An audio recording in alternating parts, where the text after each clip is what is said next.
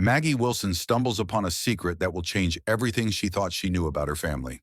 It begins with a single photograph, a faded black and white snapshot tucked inside an old Cedar Hope chest. In it, her father stands arm in arm with a woman whose smile is both familiar and foreign, her presence stirring questions Maggie never dared to ask. For decades, Maggie has lived by one unspoken rule: leave the past undisturbed. But some secrets refuse to stay buried. As autumn leaves swirl outside and memories rise like ghosts from the shadows of her childhood, Maggie finds herself drawn into a mystery that spans generations, a tale of love, sacrifice, and choices made in silence.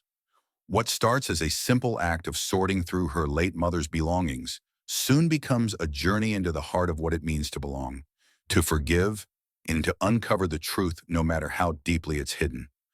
Before we begin, drop a comment below to tell us where you're watching from. If you believe the truth always comes out, like and subscribe. And now, let the secrets unravel. The attic smelled of cedar and dust, a scent that clung to Maggie Wilson's sweater as she knelt by the hope chest. Outside, October leaves rattled against the windows like restless spirits, their orange and gold hues casting fleeting shadows across the slanted ceiling. She ran her fingers along the worn edges of the chest, feeling its familiar grooves beneath calloused hands. This was her mother's treasure trove, her legacy, but now it felt more like a tombstone than a keepsake.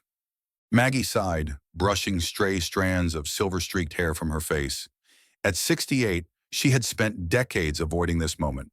Her mother had passed away 6 months ago, leaving behind not just memories but also boxes upon boxes of things they'd never fully unpacked together. The thought made her throat tighten. Now, with winter creeping closer, she'd finally resolved to sort through it all before putting the house on the market. She lifted the lid of the hope chest carefully, half expecting something fragile inside to crumble under the weight of time. Instead, she found layers of neatly folded linens, yellowed photo albums tied with ribbon, and trinkets wrapped in tissue paper. Each item seemed to whisper secrets she wasn't sure she wanted to hear. As Maggie reached for a stack of photo albums near the bottom, one slipped loose, sending a cascade of brittle pages fluttering onto the floor. She froze when something else, a small rectangle tucked between two pages, drifted down lazily, landing at her feet. It was a photograph, black and white, faded almost to gray. Kneeling, she picked it up gingerly, holding it close to the dim light filtering through the attic window. The image showed a man and a woman standing side by side, smiling softly into the camera. The man was unmistakably her father, his broad shoulders, the slight tilt of his head, even the way he held himself with quiet confidence. But the woman... Maggie frowned, leaning back on her heels. Who was she? The young woman wore a simple dress, her dark curls framing a face that radiated warmth. Her arm was looped casually through her father's, their connection appearing natural, intimate. Maggie turned the photograph over, hoping for an inscription or date, but there was nothing, just smooth, blank paper. Her heart skipped a beat, then thudded heavily in her chest. For years after her parents' bitter divorce, Maggie had vowed never to look back. Those wounds still lingered, buried deep but far from healed. Yet here was this picture, pulling at her like a thread unraveling old fabric. "Who are you?" Maggie murmured aloud, staring at the stranger in the photo. Something about the woman's gentle smile stirred a faint recognition, not of her face, but of something deeper, almost instinctual. It tugged at emotions she'd long suppressed. Curiosity, longing, maybe even betrayal. For a moment, she considered slipping the photograph back into the album and forgetting she'd ever seen it. But the pull was too strong. That smile, it seemed to beckon her forward, daring her to uncover truths long hidden. With trembling hands, Maggie placed the photograph on top of the hope chest and sat back, letting the silence of the attic envelop her. Somewhere outside, a crow cawed sharply, breaking the spell. She glanced out the window, watching as the wind swirled fallen leaves into miniature cyclones. "I can't do this," she whispered to herself, though the words rang hollow. Deep down, she knew she already had no choice. The photograph wasn't just a relic of the past, it was a question waiting to be answered. And Maggie Wilson, despite every instinct telling her to let sleeping dogs lie, couldn't resist asking why. The attic seemed alive with echoes, each creak of the floorboards beneath Maggie's knees like a voice from the past. She sat back on her heels, staring at the photograph still clutched in her hand. The light filtering through the grimy window cast long shadows across the room, making it feel as though unseen eyes were watching her. Memories stirred, unbidden and unwelcome. Her mother humming while folding laundry, her father's heavy boots thudding up these very stairs years ago, his laughter cutting through the silence. Maggie pressed a hand to her chest, trying to steady her breathing. The air smelled thick with mothballs and pine cleaner, scents that brought both comfort and unease. Comfort because they reminded her of simpler times. Unease because those times weren't so simple after all. Beneath the surface of family dinners and holiday traditions lay cracks she'd tried to plaster over with denial for decades. Now this single photograph threatened to pry them open again. She glanced down at the image once more, tracing its edges with her thumb. Her father looked happy, happier than she remembered him being during most of her childhood. And the woman beside him, there was something familiar about her smile, though Maggie couldn't place it. It wasn't just the warmth or kindness. It was deeper, almost maternal. But how could that be? Her mother had been the only woman in her father's life, hadn't she? "Stop it," Maggie muttered under her breath, shaking her head sharply. "You're reading too much into this." Her practical streak kicked in, overriding the swirl of emotions threatening to overwhelm her. Whatever this picture meant, and she refused to speculate further right now, it didn't change anything. Not really. Her parents were gone, their secrets buried with them. Why dig them up now? Besides, her siblings would have questions if she started poking around. They'd always preferred keeping things tidy, avoiding anything that might upset the delicate balance of their shared history. With a sigh, Maggie slipped the photograph into the pocket of her cardigan. For safekeeping, she told herself firmly, though the lie tasted bitter on her tongue. Safekeeping implied she intended to return it later, but deep down, she knew better. This was curiosity masquerading as responsibility, and she hated herself a little for giving in to it. Pushing herself to her feet, Maggie brushed off her jeans and surveyed the chaos around her. The photo albums lay scattered across the floor, linens piled haphazardly beside the hope chest. She should put everything away, close the lid, and leave the attic exactly as she'd found it. But the thought of touching any of it again made her stomach churn. Instead, she knelt one last time and shoved the albums back into the chest, not bothering to organize them properly. As she pushed the heavy lid closed, a cloud of cedar dust rose into the air, making her sneeze. She paused, resting her hands on the smooth wood, feeling its coolness seep into her palms. "This is ridiculous," she whispered aloud, her voice barely audible over the rustle of leaves outside. "It's just an old picture." But even as she said the words, doubt lingered. There was no such thing as just when it came to family secrets.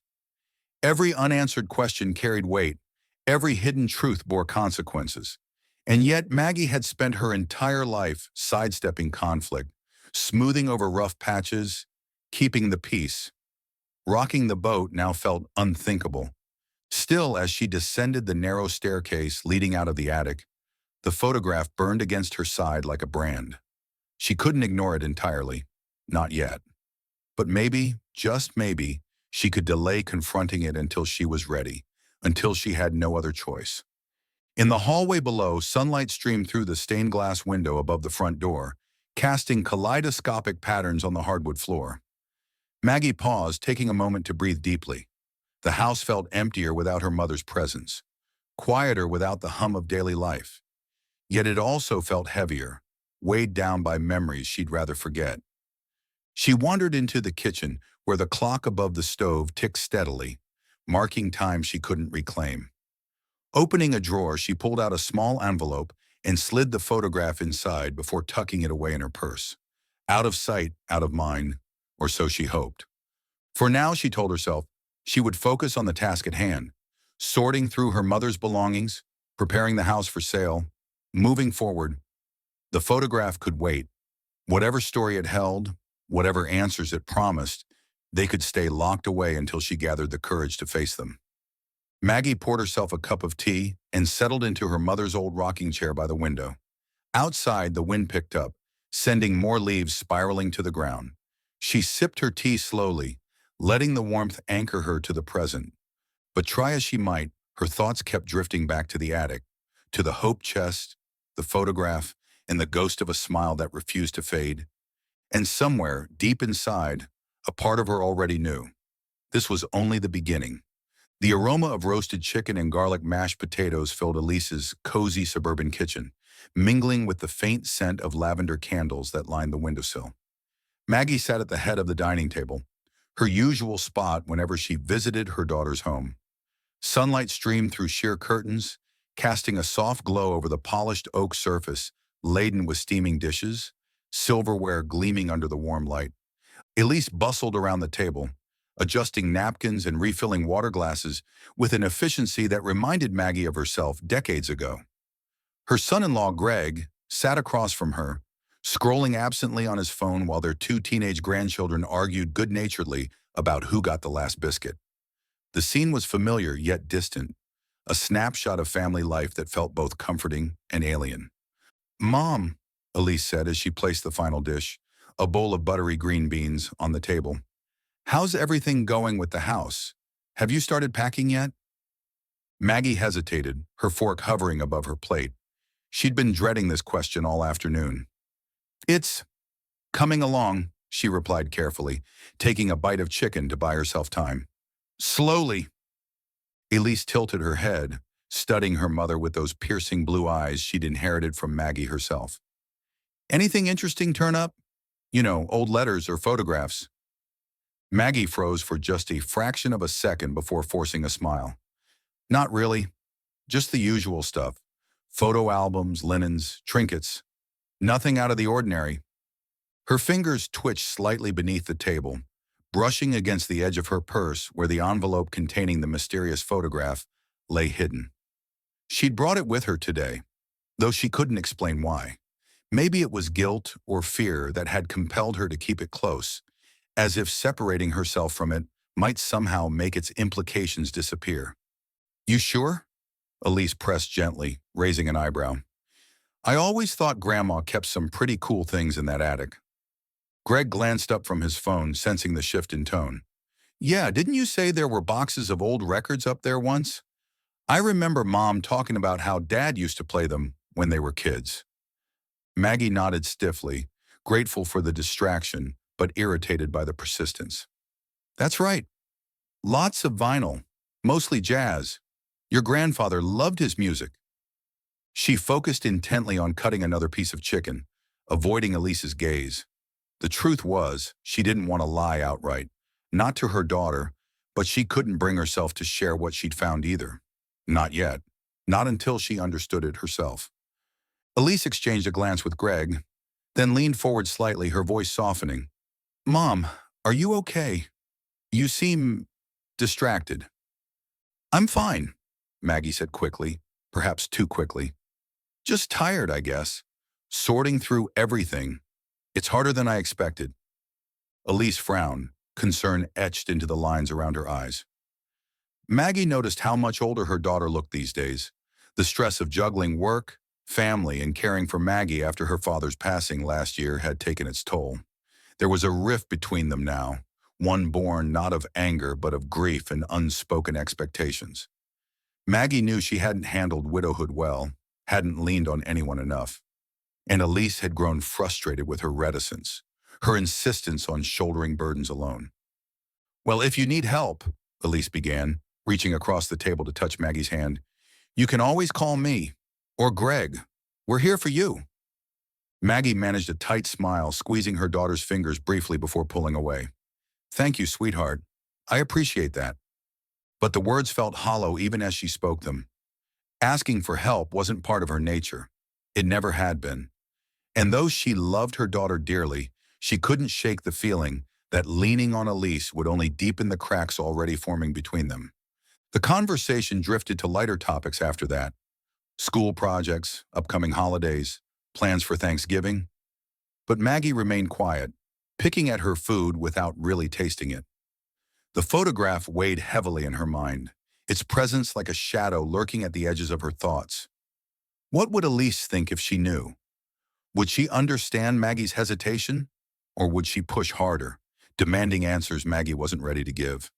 As dessert was served, a rich chocolate cake that smelled divine, Maggie excused herself, claiming a headache. She retreated to the guest bedroom, closing the door softly behind her. Sitting on the edge of the neatly made bed, she pulled the envelope from her purse and stared at it, torn between curiosity and dread.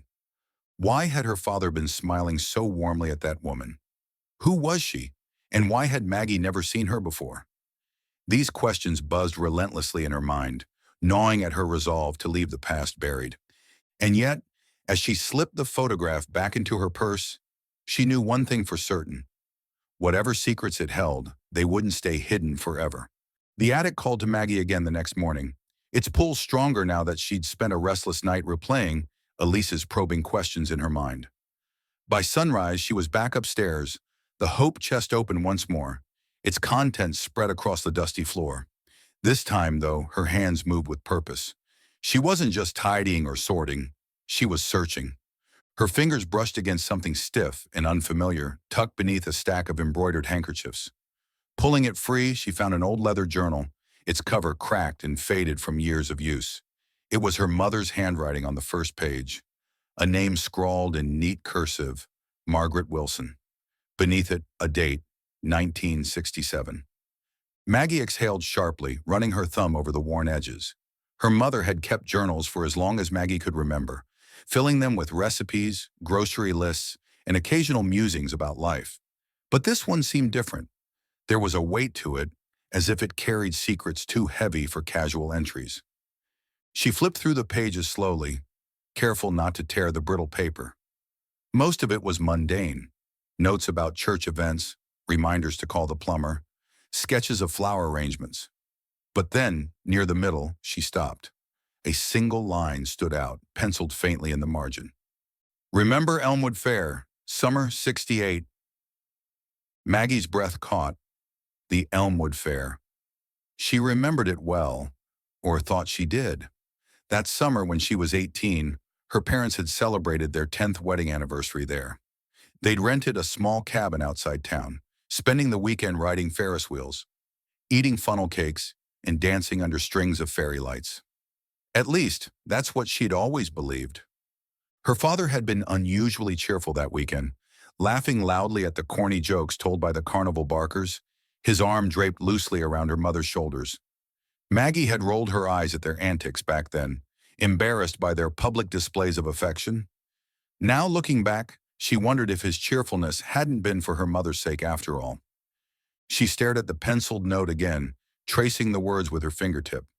Why would her mother jot down such a specific memory? And why the emphasis? Remember. It felt deliberate, almost urgent, as though Margaret Wilson had needed to remind herself of something important.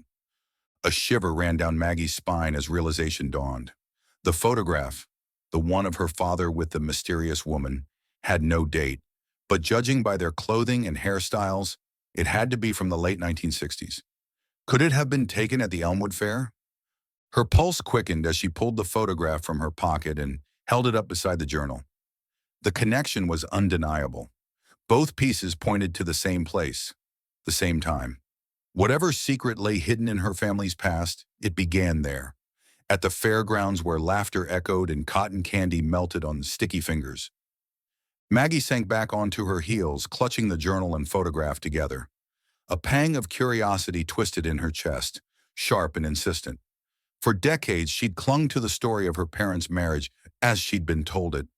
Imperfect but loving, marred only by disagreements that eventually led to divorce. But now doubt crept in, like ivy climbing a crumbling wall. What if that version wasn't entirely true?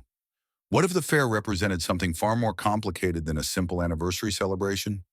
Her thoughts drifted to her father's smile in the photograph, the ease in his posture, the warmth in his eyes. He looked happy, happier than he ever had during those strained years leading up to the split. And the woman beside him, who was she? A friend? A relative?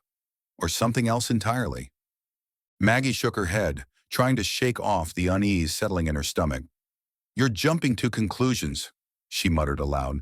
Though the attic offered no rebuttal, still the evidence before her refused to be ignored.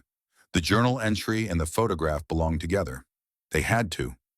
She closed the journal carefully, tucking it under her arm along with the photograph. The attic suddenly felt suffocating, its shadows pressing closer, despite the morning light streaming through the window. She needed air, space to think. Gathering her things, she descended the stairs and stepped outside into the crisp autumn day. The backyard stretched out before her, golden leaves carpeting the grass. Somewhere in the distance, a dog barked, and children laughed as they chased each other down the street. Maggie walked to the edge of the porch, leaning against the railing as she gazed at the horizon.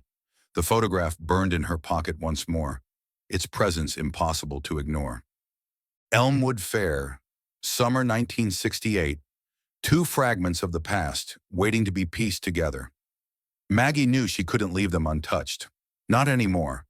Whatever answers lay buried in that memory, she owed it to herself, and perhaps to her mother, to uncover the truth. For the first time in years, Maggie allowed herself to wonder, what really happened at the fair that summer? And how much of her family's history had been rewritten to protect her? The drive to Elmwood was both familiar and strange, like stepping into a dream where the edges blurred between past and present. Maggie gripped the steering wheel tightly as her car wound along winding country roads lined with towering maples, ablaze in fiery reds and oranges. The air outside smelled crisp, tinged with wood smoke from chimneys scattered across the countryside. It was a scent that brought her back, not just to this place, but to who she used to be. Elmwood hadn't changed much since she'd left after high school.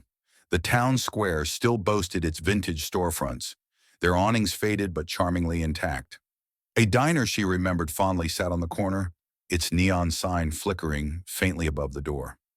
Across the street stood the old movie theater, now converted into a coffee shop, though the marquee still advertised films from another era. Even the library looked untouched, its stone facade weathered by time, yet steadfast against change. As Maggie parked her car near the edge of town, memories flooded back unbidden, of teenage summers spent dancing at the pavilion by the lake, sneaking out with friends to share milkshakes at the diner, or riding bikes down Main Street until dust settled over the rooftops. She could almost hear the laughter of her younger self, feel the thrill of freedom before life's responsibilities closed in around her. But it wasn't nostalgia alone that had drawn her here today. No, it was something sharper, more urgent, a need to confront the ghosts lingering in the corners of her memory. The photograph and journal entry weighed heavily in her bag, reminders of the questions gnawing at her resolve. What had really happened at the Elmwood Fair in 1968? Who was the woman smiling so warmly beside her father? And why had her mother felt compelled to jot down that cryptic note? Maggie drove slowly toward the outskirts of town, where the fairgrounds once buzzed with activity every summer. Now they lay silent, overgrown with weeds and cloaked in shadows beneath sprawling oak trees. Pulling into the gravel parking lot, she stepped out of the car and gazed up at the rusted iron archway that marked the entrance. Once painted bright red and gold, it was now dulled by decades of neglect, its letters barely legible. Welcome to Elmwood Fair. She hesitated for a moment, taking in the scene before her. The ticket booth stood empty, its windows boarded up. Beyond it, the skeletal remains of rides jutted skyward. Ferris wheel frames frozen mid-spin, carousel horses missing paint and saddles. The midway stretched ahead, cracked pavement overtaken by moss and fallen leaves. It was eerie, yes, but also achingly beautiful in its decay, like an old photograph come to life. Maggie walked cautiously through the gate, her boots crunching softly against the gravel path. Each step stirred memories she thought she'd forgotten. The sound of carnival music drifting on the breeze, the sticky sweetness of caramel apples, the way her parents' voices carried above the crowd as they laughed together under strings of colored lights. For a fleeting moment, she let herself imagine what it must have been like then, vibrant and alive, full of promise. But reality intruded quickly. This wasn't a trip down memory lane. It was a quest for answers. She needed someone who might remember the fair from 1968. someone who could shed light on the mystery swirling in her mind. Nearby, an elderly man shuffled along the perimeter of the grounds, leaning heavily on a cane. His coat was patched and worn, but his eyes were sharp as he glanced up at Maggie approaching him. "Excuse me," she said, forcing a smile despite the nervous flutter in her chest. "Do you happen to know anything about the old fair? I'm trying to learn more well, about what it was like back in the late 60s. The man squinted at her, his gaze assessing. "Late 60s, huh? That was quite a while ago. Folks don't talk much about those days anymore." "I understand," Maggie replied gently, "but it's important to me. My family, we used to come here all the time when I was growing up. I thought maybe someone might recall something special about that summer." He studied her for a long moment before nodding slowly. "Special, you say? Well, there was always something going on at the fair. Music, contests, fireworks. People came from all over the county. You sure you're not looking for one person in particular?" Maggie's heart skipped a beat. She pulled the photograph from her bag, holding it out carefully. "This is my father," she said, pointing to the man in the picture. "And this woman, I don't know who she is, but I think they were here in '68. Does she look familiar?" The man adjusted his glasses, leaning closer to examine the image.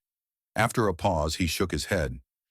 "Can't say I recognize her, but if anyone would remember, it'd be Betty over at the diner. She worked the ticket booth for years, sharp as a tack even now." Maggie thanked him profusely, tucking the photograph back into her bag. As she turned to leave, she glanced once more at the abandoned fairgrounds, feeling a strange mix of hope and trepidation. Someone out there knew something. Someone could help her piece together the fragments of her family's past. Back in town, she parked outside the diner and stared at its faded sign.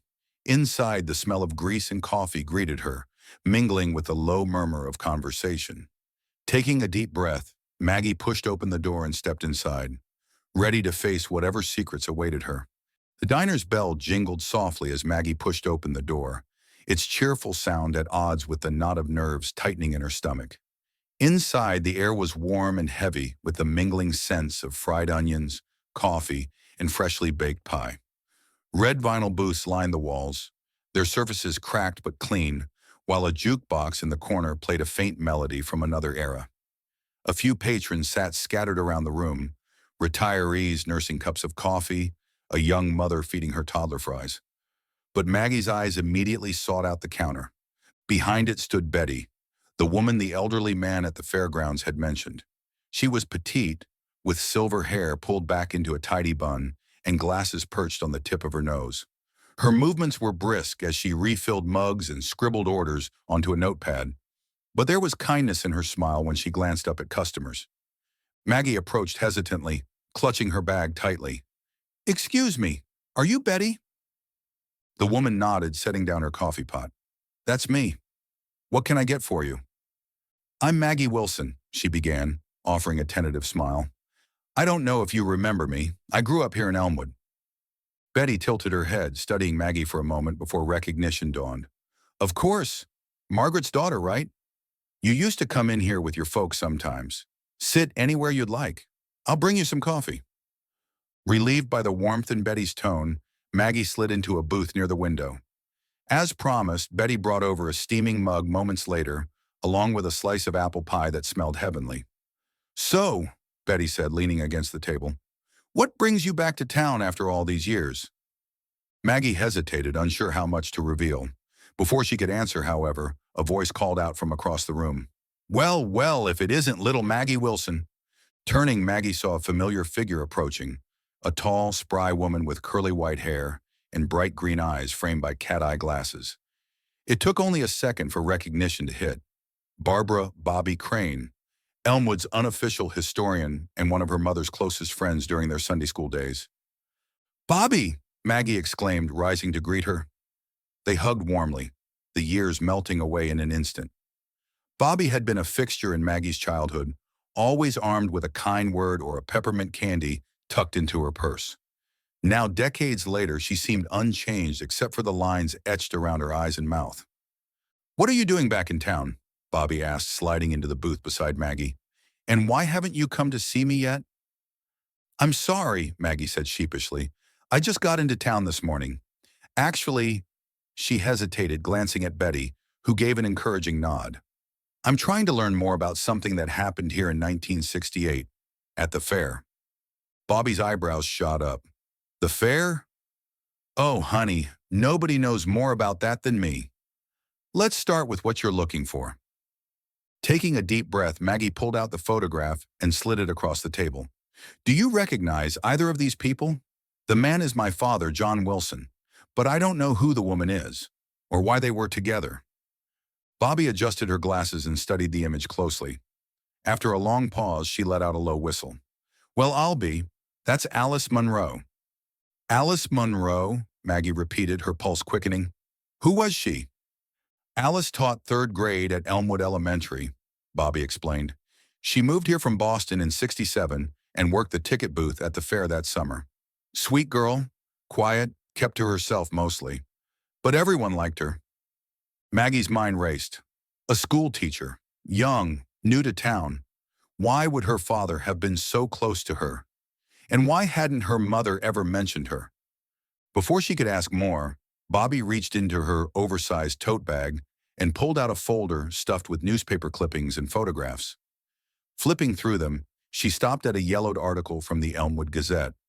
Here we go, she said, sliding it toward Maggie. This might interest you. The headline read, Fair Romance, Town Teen and Mystery Man Spotted.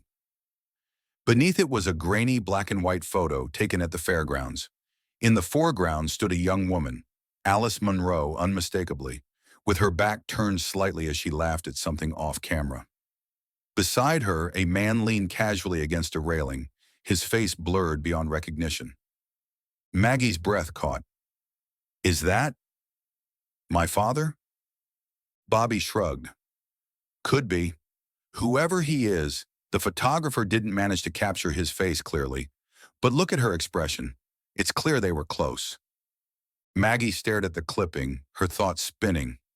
So there had been whispers about her father and Alice all those years ago. Had her mother known? Was that why she'd written the note in her journal? Remember Elmwood Fair, summer '68? Or had she been trying to remind herself of something else entirely? This changes things, Maggie murmured, tucking the clipping carefully back into Bobby's folder. Thank you, Bobby. I don't know what I would have done without your help. Bobby patted her hand gently. Honey, I've lived in this town my whole life. If anyone can help you dig up answers, it's me. Just promise me one thing, you'll share whatever you find. Your mama was a dear friend of mine, and I'd hate to think there's something about her I didn't know. Maggie nodded, though guilt twisted in her chest. Sharing felt impossible right now. The truth felt too raw, too fragile. But as Bobby smiled reassuringly and promised to keep digging through her archives, Maggie couldn't help but feel a flicker of hope. Maybe, just maybe, she wasn't alone in this journey after all. The kitchen clock ticked steadily as Maggie sat across from her younger brother, Jack, at the small wooden table where they'd shared countless meals growing up. The house was quiet now, save for the soft hiss of the kettle on the stove and the occasional creak of floorboards settling in the cool autumn air. Outside, twilight painted the sky in shades of lavender and gold, casting long shadows through the windows. Jack leaned back in his chair, cradling a steaming mug of Earl Grey tea between weathered hands. At 65, he still carried traces of the mischievous boy Maggie remembered, his crooked grin, the twinkle in his hazel eyes. But time had added lines to his face and silver to his temples. He sipped his tea thoughtfully, watching Maggie with an expression that hovered somewhere between curiosity and concern. You've been acting strange ever since Mom passed, Jack said finally, breaking the silence. What's really going on, Maggie? She hesitated, her fingers tightening around her own mug. For days, she'd debated whether to involve her siblings in this tangled web of memories and secrets. Part of her wanted to protect them, to shield them from whatever truths might lie buried beneath their family's carefully constructed facade. But another part knew she couldn't shoulder this burden alone. Taking a deep breath, Maggie reached into her bag and pulled out the photograph. Sliding it across the table, she watched as Jack picked it up, his brow furrowing as he studied the image. Do you recognize either of these people? She asked softly. Jack's eyes widened slightly. That's Dad, isn't it? And who's the woman? That's what I'm trying to figure out, Maggie replied. Her name is Alice Monroe. She worked at the Elmwood Fair in '68. Jack frowned, turning the photograph over in his hand. Alice Monroe, why does that sound familiar? Maggie leaned forward, her voice dropping to a near whisper. I think Dad went to see her, not just once, but multiple times. Mom wrote about the fair in her journal, and there's even a newspaper clipping mentioning some kind of romance. But here's the thing, Jack. Dad always told us he went to Elmwood for business. Do you remember him saying that? Jack nodded slowly, setting the photograph down. Yeah, I do. He'd disappear for weekends sometimes, come back smelling like cologne instead of sawdust. Mom would say he was working late or meeting clients, but he trailed off, rubbing the back of his neck. To be honest, I never believed her. Not completely. Maggie's heart sank.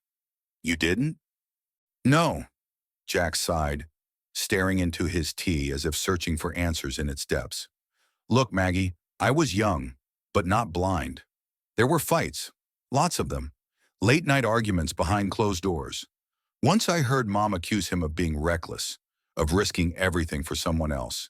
At the time, I thought she meant gambling or money troubles.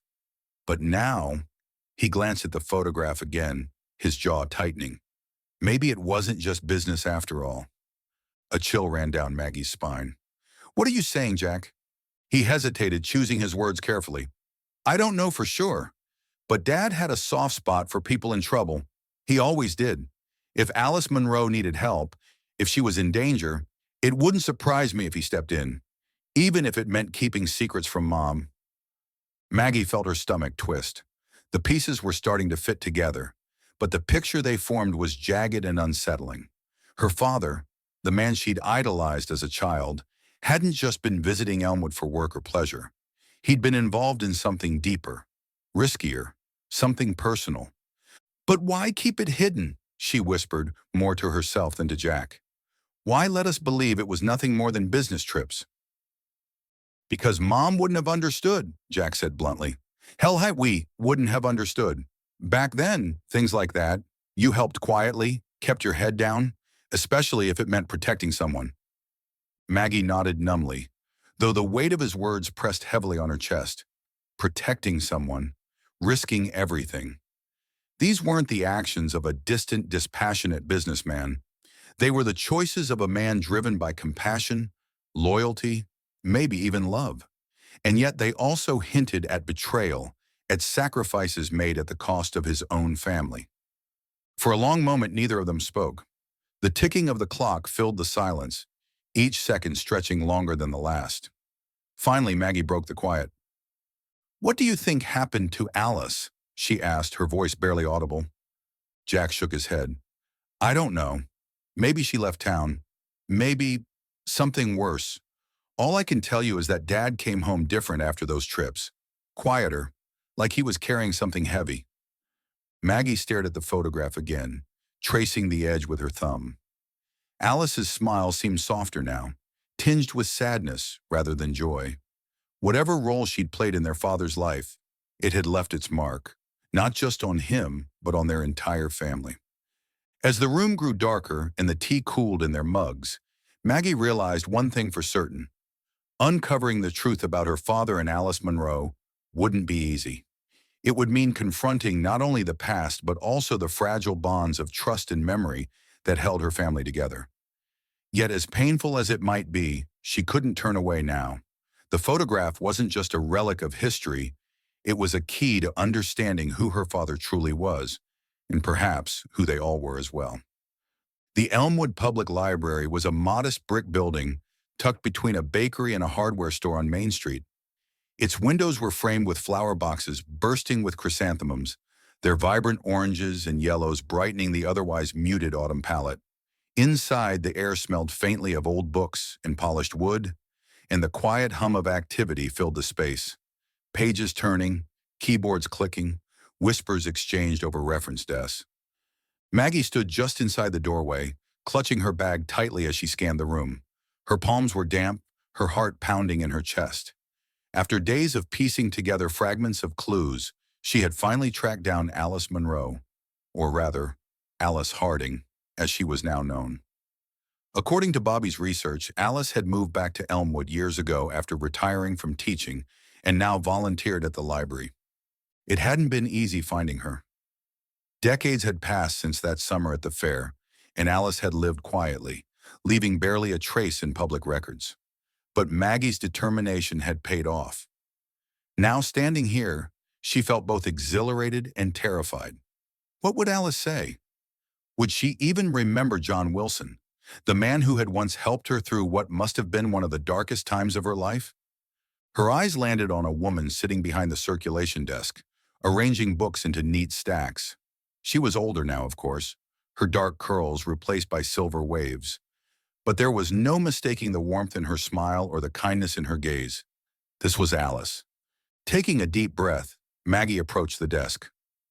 "Excuse me," she said softly, drawing the woman's attention. "Are you Alice Harding?"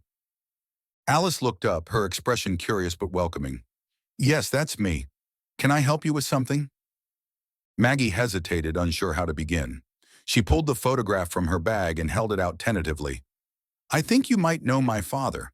His name is John Wilson." Alice froze, her hands pausing mid-motion. For a moment she simply stared at the photograph, her lips parting slightly as if trying to form words that wouldn't come. Then slowly, she reached out and took it, her fingers trembling as they brushed against the worn edges. "Where did you find this?" she asked, her voice barely above a whisper. "In my mother's hope chest," Maggie replied. "I didn't recognize you until recently. I've been trying to understand." Alice nodded, though her eyes remained fixed on the image. "It's strange, isn't it? How memories can stay buried for so long, only to resurface when you least expect them." She glanced up at Maggie, her gaze softening. "Your father, he was a good man, one of the best." Maggie swallowed hard, her throat tight with emotion. "Can you tell me about him? About what happened that summer?" Alice set the photograph down carefully, smoothing its surface as if to preserve the memory it held. "Sit," she said gently, gesturing to a nearby chair. "This may take a while." They settled into a quiet corner of the library, away from prying ears. Alice folded her hands in her lap, her posture calm but tinged with sadness.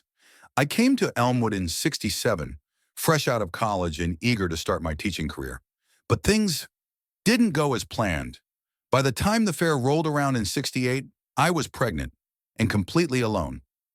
Maggie's breath hitched. She hadn't expected this revelation, hadn't prepared herself for the weight of it. "What happened?"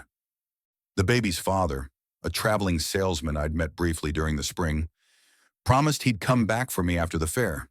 He never did." Alice's voice wavered, but she pressed on. "I was scared, ashamed. I didn't know where to turn. That's when your father found me." "He helped you?" Maggie asked, her voice trembling. Alice nodded, tears glistening in her eyes. "He did more than that. He gave me a place to stay, rented a small cabin outside town under an assumed name so no one would ask questions. He brought me food, clothes, whatever I needed. He even arranged for a trusted doctor to deliver the baby safely." "But why?" Maggie whispered, her mind reeling. "Why would he risk so much for someone he barely knew?" Alice smiled faintly, a bittersweet expression that spoke of gratitude and regret. "Because that's who he was, Maggie. A protector, a man who believed in doing the right thing, even when it wasn't easy. He told me once that everyone deserves a second chance, and that sometimes helping others means keeping secrets." Maggie felt a lump rise in her throat. The man Alice described sounded like her father, and yet not quite. This version of him was braver, more selfless than she'd ever imagined. It made her wonder how many other lives he'd touched without anyone knowing. "And the baby?" she asked after a long pause. "What happened?" "I gave her up for adoption," Alice replied, her voice steady despite the pain in her eyes. "I couldn't provide for her, not then, but I've thought about her every day since." Maggie nodded, unable to speak. She realized now why her father had kept Alice's story hidden, why her mother had grown distant and suspicious. It wasn't just about infidelity or betrayal. It was about sacrifice, about choosing to help someone in need, even if it meant carrying the burden alone. As they sat in silence, Maggie studied the photograph again. This time, she saw it differently. Her father wasn't just posing with a stranger. He was standing proudly beside a woman he'd saved, a woman whose life he'd changed forever. And Alice, her smile wasn't just gentle. It was full of gratitude, of hope. "I'm sorry," Maggie said finally, her voice thick with emotion, "for everything you went through, and for not knowing sooner." Alice reached out and placed a hand on hers. "Don't be. Your father gave me a gift I'll never forget. And now maybe it's time for you to carry that story forward, to honor him in your own way." Maggie nodded, tears streaming down her cheeks. For the first time she understood. The past wasn't just a collection of secrets and lies. It was a tapestry woven with acts of courage, compassion, and love. And somewhere within it, her father's legacy shone brightly, waiting to be rediscovered. The drive home was a blur of golden leaves and gray skies, the world outside Maggie's car window mirroring the storm brewing within her. Her hands gripped the steering wheel tightly, knuckles white against the leather, as she replayed Alice's words over and over in her mind. A child. Her father might have had another child, a daughter he'd never spoken of, a sister Maggie didn't know existed. The weight of it settled like lead in her chest, making each breath feel heavier than the last. She tried to push the thought away, to rationalize it, but the truth refused to be silenced. Alice had been young, alone, pregnant, and her father had stepped in to protect her. It wasn't hard to imagine why he'd kept it hidden. Such a revelation would have shattered their family. But now, decades later, the possibility loomed large, threatening to undo everything Maggie had worked so hard to preserve. By the time she pulled into her driveway, the sun had dipped below the horizon, casting long shadows across the yard.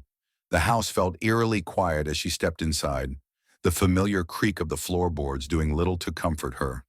She wandered into the kitchen, poured herself a glass of water, and sank onto a stool at the counter. Her reflection stared back at her from the darkened window above the sink. Tired eyes, furrowed brow, lips pressed into a thin line.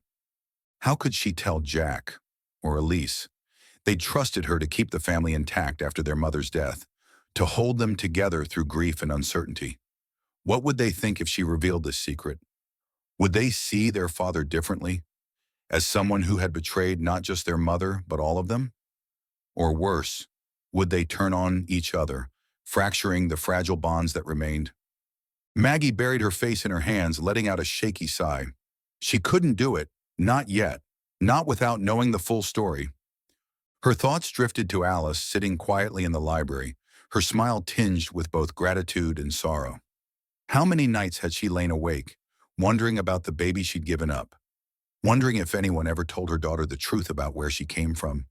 And what of her father? Had he known the identity of the adoptive parents? Had he secretly followed her life from afar, ensuring she was safe and cared for? These questions swirled relentlessly in Maggie's mind, gnawing at her resolve to leave the past undisturbed. Yet, deep down, she knew there was no turning back now. The photograph, the journal entry, Alice's confession, they were pieces of a puzzle she couldn't ignore. To walk away would mean abandoning not only her father's legacy, but also the chance to uncover the truth about a potential sibling. She rose from the stool and paced the length of the kitchen, her footsteps echoing softly against the tile. The clock ticked steadily above the stove, marking the passage of time she couldn't reclaim. Every instinct told her to protect her siblings, to shield them from the pain this revelation might bring. But how could she when even she didn't fully understand what it meant? Finally, she stopped and leaned against the counter, staring out into the darkness beyond the window. A decision crystallized in her mind, sharp and unyielding. Before confronting her family, she needed answers. She owed it to them and to herself to learn the full story, no matter how painful or complicated it might be. With renewed determination, Maggie retrieved her phone and scrolled through her contacts until she found Bobby's number. The historian had promised to help, and now more than ever, Maggie needed her expertise. If anyone could trace adoption records or uncover forgotten documents, it was Bobby. "Hello?" Bobby's cheerful voice answered after 2 rings. "Bobby, it's Maggie," she said, her tone steady despite the turmoil inside her. "I need your help again. There's something I haven't told you. Something big." There was a pause on the other end of the line. "Of course, honey. Whatever it is, we'll figure it out together." Tears pricked at the corners of Maggie's eyes, though she blinked them away quickly. For the first time since discovering the photograph, she felt a flicker of hope. This journey wouldn't be easy. It might even break her heart. But she was ready to face it head on. Her father had spent his life protecting others, carrying secrets too heavy for one person to bear. Now it was Maggie's turn to carry the torch, to honor him by seeking the truth. No matter where it led, she vowed to follow it, all the way to the end.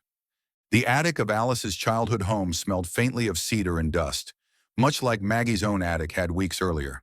But while Maggie's exploration had been tinged with nostalgia and dread, this search carried a different weight, an urgency that pressed heavily on her chest. She and Alice stood side by side amidst the clutter of forgotten belongings, their breath visible in the chilly air as they sifted through boxes, trunks, and faded furniture. Alice had insisted they come here before the house was sold to new owners. "It has to be here," she murmured, more to herself than to Maggie. "He told me it would be safe until the time was right." Maggie glanced at her, noting the tremor in Alice's hands as she lifted the lid of an old wooden crate. Her once bright eyes were clouded with emotion, her movements deliberate yet hesitant. This wasn't just about finding a locket. It was about reconnecting with a piece of her past, a fragment of hope her father had entrusted to her so many years ago. "What did he say exactly?" Maggie asked gently, crouching beside her. "About the locket, I mean." Alice paused, brushing cobwebs from a stack of yellowed letters. "Not much. Just that it was important, that it belonged to someone who mattered deeply to him. He said it might help someday if the truth ever needed to come out." Maggie nodded, her pulse quickening. They had spent hours combing through the attic already, uncovering relics of Alice's youth, baby shoes, school awards, photographs of long-lost relatives, but no sign of the locket. Each passing minute stretched thinner, the weight of unanswered questions pressing down on them both. Finally, tucked beneath a pile of moth-eaten blankets in the corner, they found it. An ornate music box, its surface tarnished but still beautiful. Intricate carvings of roses and vines adorned the lid. And when Alice turned the key, a soft, tinkling melody filled the silence. A lullaby Maggie vaguely recognized from her own childhood. Her heart raced as Alice opened the music box carefully, revealing its velvet-lined interior. Nestled among scraps of fabric and faded ribbons lay a small silver locket, its surface dulled by time, but unmistakably precious. Alice gasped softly, lifting it with trembling fingers. "This is it," she whispered, her voice thick with emotion. "This is what your father gave me." Maggie leaned closer, watching as Alice pried open the delicate clasp. Inside, nestled against the worn lining, was a tiny folded note. Its edges were frayed, the ink faded but legible. Alice unfolded it slowly, her hands shaking as she held it up for Maggie to read. "For our daughter, Maya, born 1969. The words hit Maggie like a thunderclap, stealing the breath from her lungs. Maya.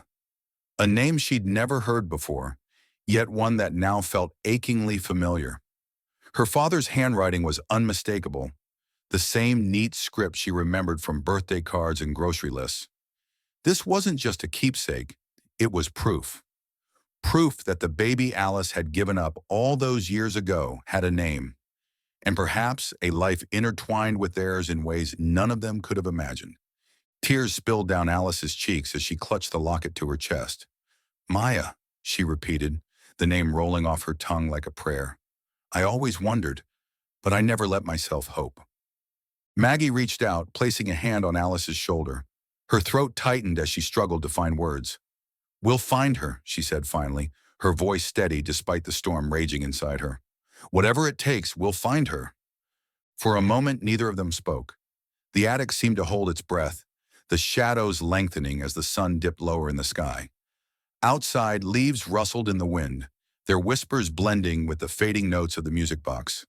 It was a moment of grace, a fleeting pause in the chaos of discovery, where grief and hope coexisted in fragile harmony. Maggie thought of her father then, not as the distant figure she'd idolized as a child, nor as the secretive man whose actions had left her questioning everything. Instead, she saw him clearly for the first time, flawed, compassionate, human. He had loved fiercely, even imperfectly, and this locket was his way of ensuring that love endured beyond time and circumstance. I think he knew, Alice said quietly, breaking the silence. Knew that someday, somehow you'd find me, that we'd put the pieces together. Maggie nodded, though tears blurred her vision. Maybe he did, or maybe he just trusted us to do the right thing. As they sat together in the dim light of the attic, the locket resting between them like a beacon, Maggie felt a shift within herself. The fear and uncertainty that had plagued her for weeks began to loosen their grip, replaced by something stronger. Resolve. Whatever challenges lay ahead, confronting her siblings, searching for Maya, they wouldn't break her. Because now she wasn't just seeking answers for herself. She was honoring her father's legacy, piecing together a story of love, sacrifice, and redemption that spanned generations. And somewhere out there, Maya waited, a missing thread in the tapestry of their family, ready to be woven back into place. The Wilson cottage by the lake had always been a place of solace, a retreat from the noise and demands of everyday life. Nestled among tall pines, its weathered wooden siding bore the marks of countless summers spent swimming, fishing, and laughing around crackling bonfires. Now, as Maggie stood on the porch watching her siblings pull into the gravel driveway, she felt anything but at ease.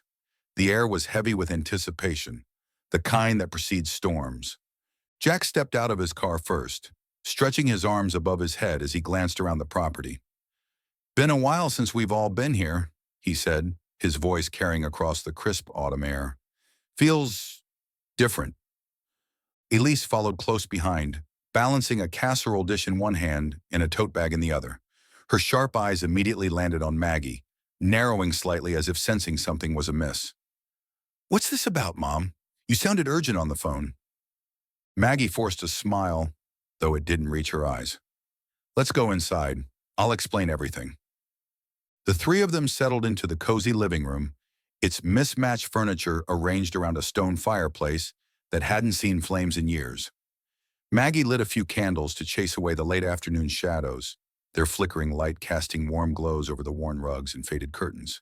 She placed the tarnished silver locket on the coffee table between them, its presence both unassuming and monumental. This is why I asked you here, she began, her voice steady despite the tremor threatening to betray her nerves. It belongs to someone important, to all of us. Jack leaned forward, squinting at the locket. What is it? Some kind of heirloom? It's more than that, Maggie replied, taking a deep breath. It belonged to Alice Monroe, the woman Dad helped during the summer of '68. Elise frowned, setting down her tea mug. Alice Monroe? The name sounds familiar. She worked at the Elmwood Fair, Maggie explained, and she was pregnant with Dad's child. Silence fell like a leaden weight. Jack stared at her, his jaw slack, while Elise's face flushed red, her lips parting as if searching for words. Wait, Jack said finally, shaking his head. Are you saying Dad had another kid?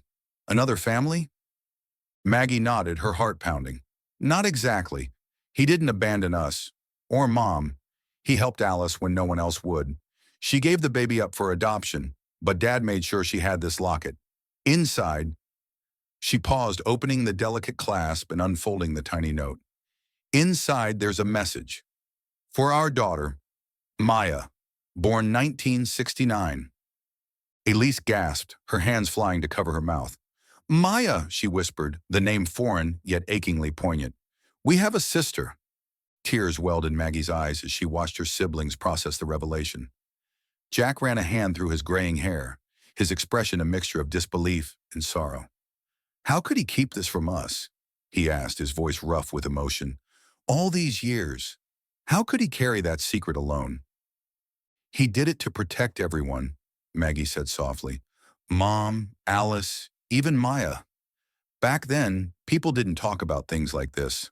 Not openly. It wasn't safe. But it's not fair, Elise burst out, tears streaming down her cheeks. We deserve to know, to grow up with her, to share birthdays and holidays and everything. I know, Maggie replied, reaching out to take her daughter's hand. I feel the same way, but blaming him won't change what happened. What matters now is what we do next. Jack exhaled sharply, rubbing his temples. So what do we do? Track her down? Invite her into our lives after 50 years? How does that even work? We start by finding her, Maggie said firmly. Bobby's already working on tracing adoption records. If anyone can help us locate Maya, it's her. Elise sniffled, wiping her eyes with the sleeve of her sweater. And then what? Just show up on her doorstep and say, "Surprise, you're part of the Wilson clan?" Maggie smiled faintly, though the ache in her chest lingered. It won't be easy, but think about it. She's been out there all this time, wondering where she came from, wondering who she is. Don't we owe it to her and to Dad to try? For a long moment, no one spoke. The only sound was a soft hum of wind rustling through the pines outside, mingling with the occasional pop of the cooling candles. Then slowly, Jack reached out and picked up the locket, turning it over in his palm. He really loved her, didn't he? He murmured, his voice thick with emotion. Alice, I mean. Enough to risk everything. Maggie nodded, her own tears spilling freely now. And he loved us too.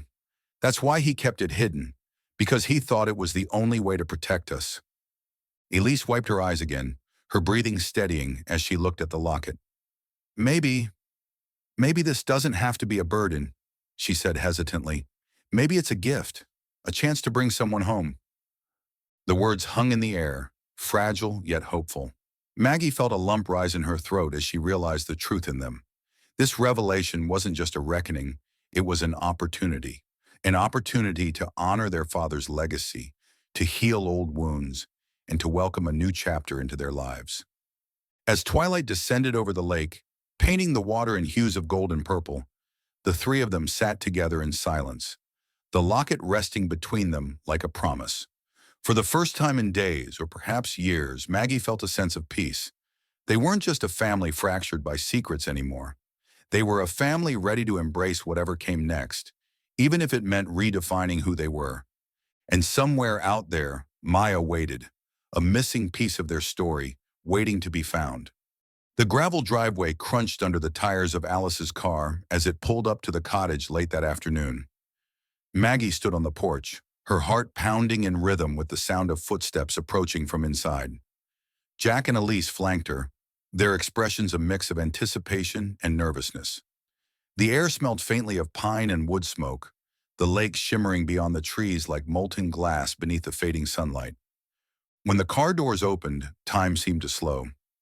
Alice stepped out first, her silver hair catching the golden light as she smiled tentatively at them. Behind her emerged Maya, a woman in her mid-50s with warm brown eyes and an easy smile that immediately reminded Maggie of their father. She carried herself with quiet grace, her hands clasped tightly together as if bracing for what came next. Maggie descended the porch steps, her breath catching in her throat. This was the moment she'd been dreading and longing for all at once, the culmination of weeks spent unraveling secrets, piecing together fragments of the past. Now, here they were, two families brought together by love, loss, and the enduring legacy of a man who had tried to do right by everyone. Maya, Maggie said softly, her voice trembling. Welcome home. Maya hesitated for a moment, then stepped forward, her gaze softening as she took in the faces before her. Thank you, she replied, her voice thick with emotion. I can't tell you how much this means to me, to finally know where I come from. Without another word, she closed the distance between them and wrapped Maggie in a tight embrace.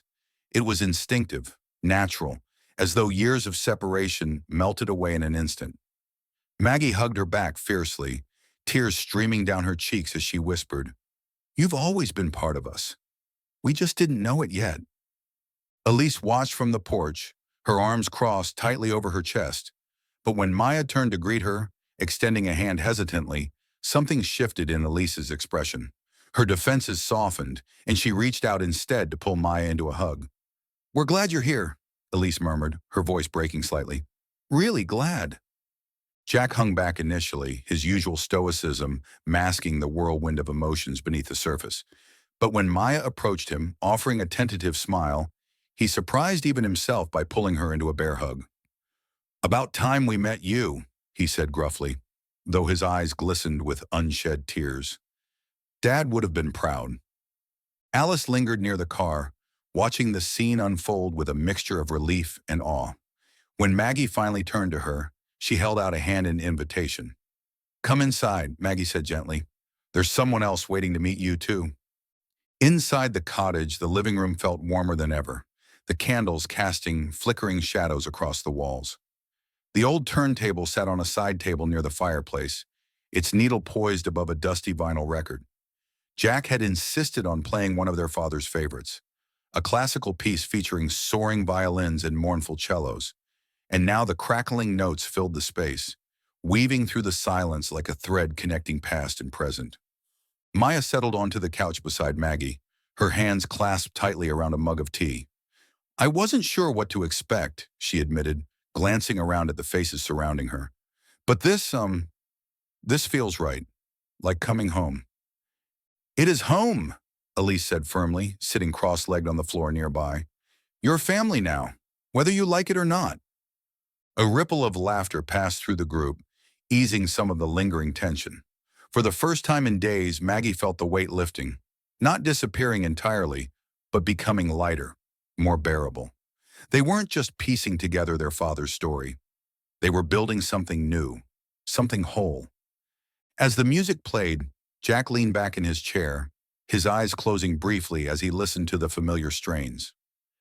"Dad used to play this when we were kids," he said, his voice tinged with nostalgia. "Said it reminded him of happier times." Maya tilted her head, studying him curiously. "Do you think he thought of me when he listened to it?" Jack nodded without hesitation. "Absolutely. He might not have said it out loud, but he never stopped caring about you. Or Alice. That's just who he was." Maya swallowed hard, blinking back tears. "I wish I could have known him," she whispered. "Even just once." Maggie reached out, placing a reassuring hand on hers. "You did know him, in a way, through everything he did for Alice, through the love he gave us, and now, through us." The room fell silent again, save for the music and the occasional snap of logs in the fireplace. Outside, the wind rustled through the pines, carrying with it the scent of autumn leaves and cool water. It was peaceful here, a place where wounds could begin to heal, where bonds could be forged anew. As the final notes of the record faded into silence, Alice rose from her seat and walked to the window, gazing out at the lake. "John always loved this place," she said quietly. "He said it was where he felt closest to himself." Maggie joined her, standing shoulder to shoulder as they looked out at the rippling water. "He gave you both a second chance," she said, her voice steady despite the lump in her throat. "And now so do we." Alice smiled, her eyes shining with gratitude. "Thank you," she murmured, "for finding us, for bringing us here." In that moment, surrounded by the people who mattered most, Maggie realized something profound. Family wasn't defined by blood alone. It was built on love, resilience, and the courage to face the unknown together.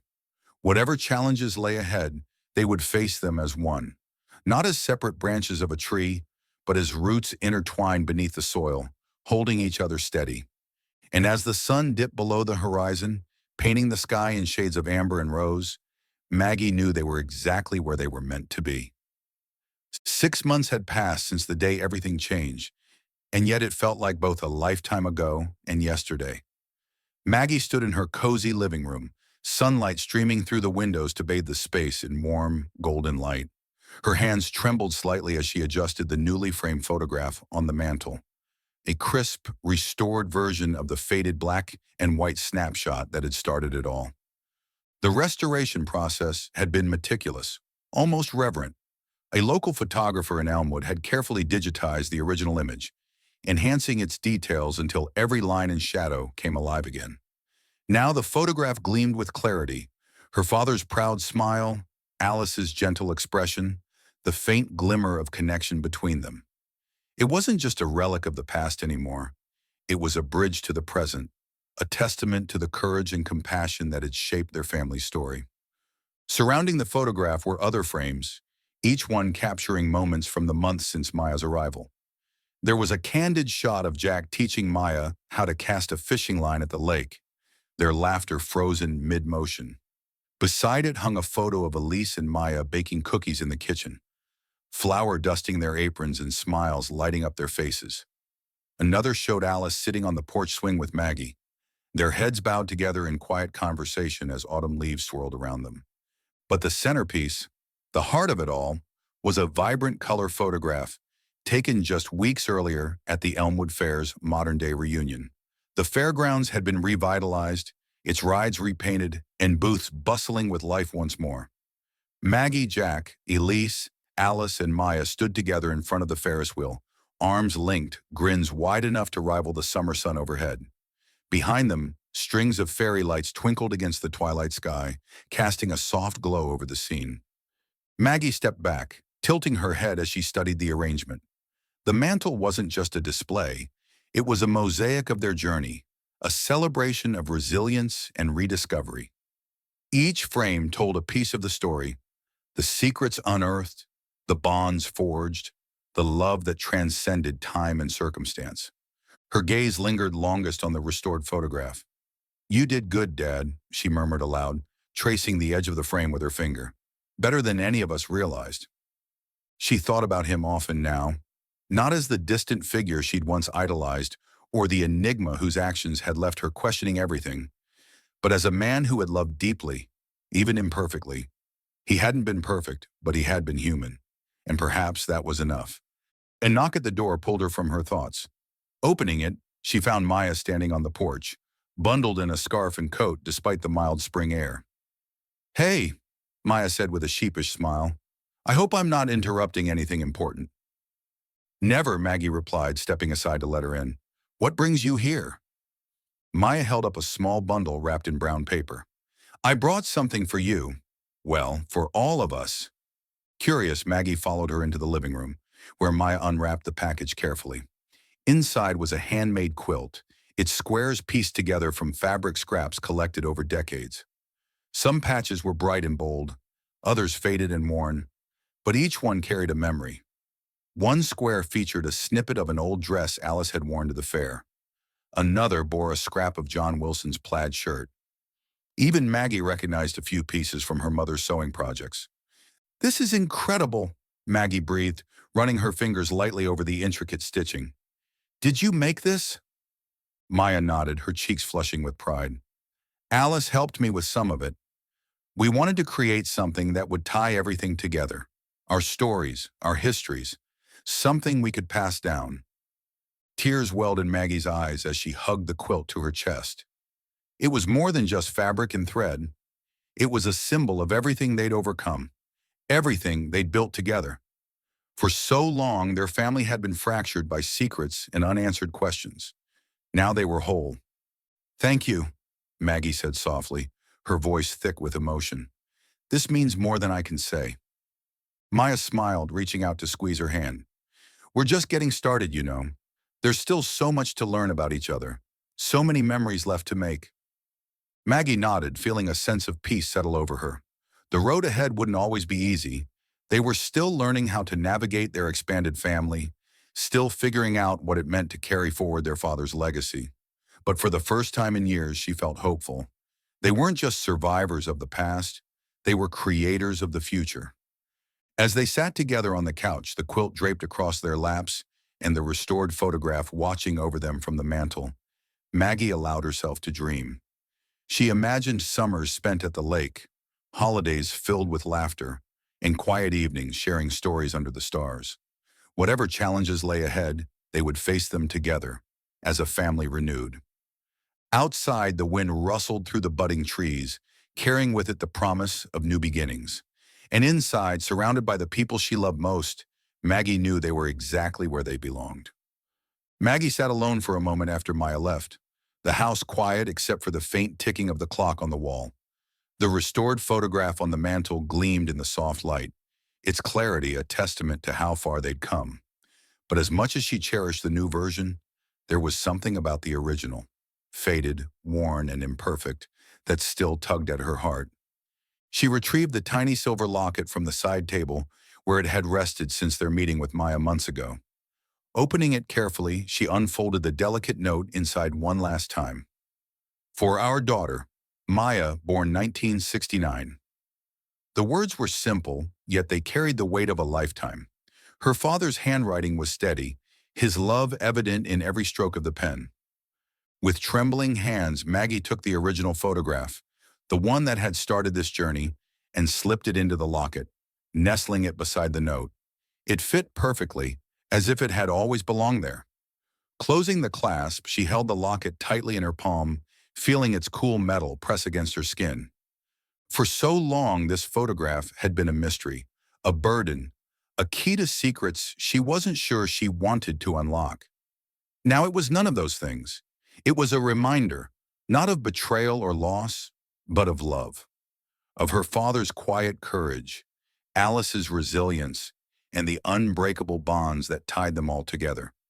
It was proof that even the deepest wounds could be reshaped by love, given enough time and understanding. Maggie tucked the locket into her pocket, its presence grounding her. She didn't need to display it or share it with anyone else. It wasn't meant for show. This was hers now, a private token of everything they'd uncovered and rebuilt. Walking back to the mantel, she straightened the framed photograph and smiled softly.